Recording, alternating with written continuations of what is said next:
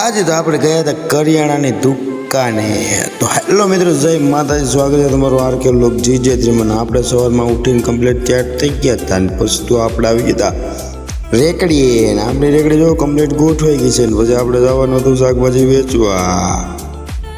પછી તો આપણે આવી ગયા રેકડી લઈને હાઈવે ટુ હાઈવે મોરો જો આપણે પહોંચી ગયા હાઈવે ઉપર રેકડી લઈ કરીને શાકભાજી વેચવા જવા માટે સોસાયટીમાં આપણે જવાનું હતું। આપણે જઈ રીતે સોસાયટીમાં પછી તો પહોંચી ગયા આપણે સોસાયટીમાં।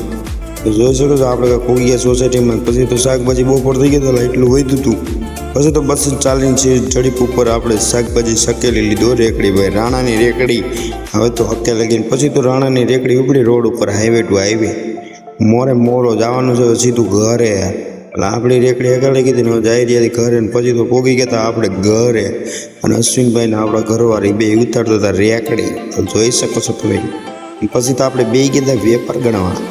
અને આજનો વેપાર કેટલો હતો કહી દો તમને, ખાલી ને ખાલી 1500 રૂપિયા। બહુ ખાસ કરાગી નથી, થોડુંક વધ્યું હતું બખાલું। પછી તો 5 વાગી ગયા હતા, નાહી ધોઈને તૈયાર થઈ ગયા હતા। પછી અશ્વિનભાઈને પછી રેકડી બધી હતી, અશ્વિનભાઈ વહી ગયા વેચવાનું। પછી તો આપણને બાબાએ તગડી મેં કીધા હટાણું કરવા ગામમાં।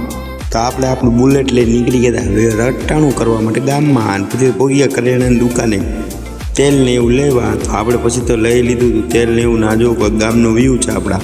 અને પછી તો આપણે તેલ ને એવું લઈને નીકળી ગયા હતા પાછા ઘરે। તો આજનો બ્લોગ કેવો લાગ્યો એ કોમેન્ટ કરી દેજો, લાઇક કરી દેજો, શેર કરી દેજો। અને યુટ્યુબ ને ઇન્સ્ટાગ્રામ ને સબસ્ક્રાઈબ ફોલો કરવાનું ભૂલતા નહીં। તો મળી નેક્સ્ટ બ્લોગમાં, જય માતા।